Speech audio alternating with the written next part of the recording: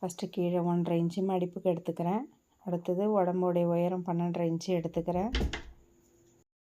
கழுத்து சுற்றளவு நெக் வீத்து வந்து 2.25 எடுத்துகிட்டு முதுகு உயரம் பேக் நெக்கு வந்துட்டு 8.5 இன்ச்சு எடுத்துக்கிறேன். அதுலேருந்து 2.25 இன்ச்சு எடுத்துகிட்டு ஒரு கோடு போட்டுக்கோங்க.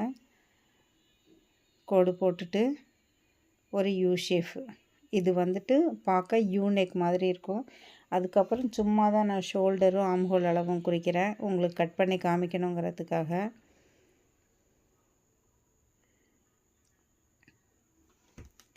அடுத்தது அதிலே ரவுண்டு ஷேப் எப்படி வரும்னு பாருங்கள்.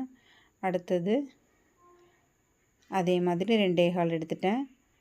பேக் நெக்கு உயரம் 8.5 இன்ச்சு எடுத்திருக்கேன். 1.5 இன்ச்சு மடிப்புக்கு எடுத்திருக்கேன். இங்கே வந்து இப்போது 2.5 இன்ச்சு எடுக்கணும். 2.5 இன்ச்சு எடுத்துகிட்டு 2.25 2.5 ஜாயின் பண்ணுங்கள். இப்போ இதில் ஒரு ரவுண்ட் ஷேப் போட்டிங்கன்னா அது வந்து ரவுண்டு அழகாக வரும் உங்களுக்கு பார்த்து தைக்கும்போது. ஷோல்டர் வந்து 2.5 இன்ச்சு, ஆம்ஹோல் 5 இன்ச்சு வச்சுருக்கேன் நான். சும்மா கட்டிங்க்காக தான் போட்டேன். அதுதான் அவங்கவுங்க அளவு என்னென்னவோ அது மாதிரி நீங்கள் ஆம்ஹோல் அளவு குறிச்சிக்கலாம்.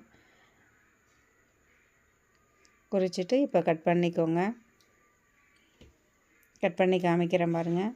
அது சும்மா தான் ஆம்ஹோல் நான் போட்டு கட் பண்ணுறேன்.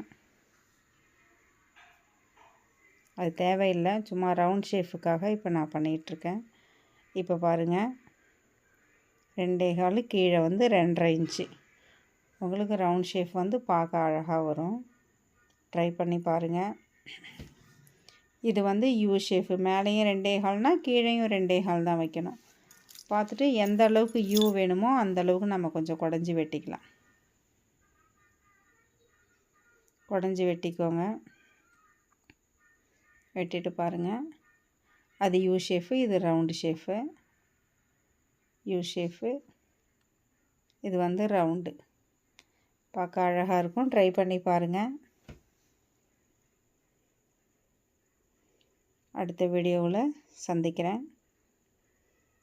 அது 2.5 இன்ச்சு, இது வந்துட்டு 2.25 இன்ச்சு.